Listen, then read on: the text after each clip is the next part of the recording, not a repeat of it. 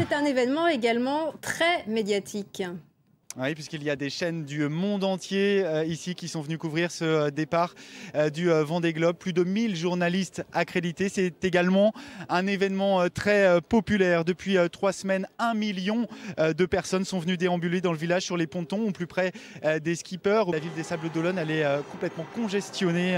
500 000 personnes ont fait le déplacement malgré la pluie. Les premiers sont arrivés aux aurores pour assister à la parade des bateaux le long du chenal de sortie. Parmi eux, Johannes. Bonjour Johannes, vous êtes un supporter, vous êtes venu de Paris en famille. Et comment vous avez trouvé l'ambiance justement ce matin?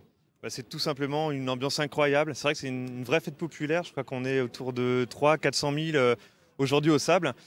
Pour tout vous dire, nous on est venus à 6 h du matin sur les quais de la Chaume, le long du chenal. On pensait être les premiers et en fait on a vu qu'il y avait un monde fou déjà. On a eu du mal à trouver une petite place. Finalement on était pas mal devant la capitainerie et on les a vus sortir tous, les 20 skippers. Ils ont tous pris le temps de nous faire un petit coucou. Nous on les a encouragés du mieux qu'on pouvait.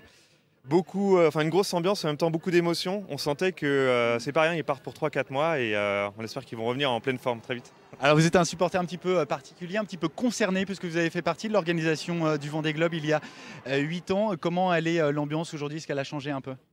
C'est vrai que j'ai eu cette chance, c'est un vrai bonheur même de bosser sur le Vendée Globe parce que c'est un des plus grands événements sportifs au monde. En plus d'un événement sportif, c'est vraiment une aventure humaine, c'est vrai, folle. Les skippers partent pour 3 mois, ils vont affronter des éléments déchaînés, tous les océans.